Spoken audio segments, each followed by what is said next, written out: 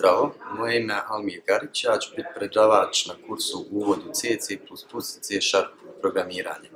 Svi polaznici ovog kursa će imati priliku da nauče principe algoritamskog i objektno orijentisanog programiranja, koja je danas nezaobilazna baza za učenje, za samostalno učenje bilo kojeg složenijeg programskog jezika. Znanje koje steknemo tu ćemo primijeniti kako bismo napravili grafički user interface aplikaciju pomoću Visual Studija u C# jeziku kako bismo upravljali fizičkim sistemom koji ćemo izvesti preko Arduino mikrokontrolera, pri čemu će taj Arduino kit ostati u vlasništvu polaznika i nakon završetka kursa. Vidimo se u Akademiji 387.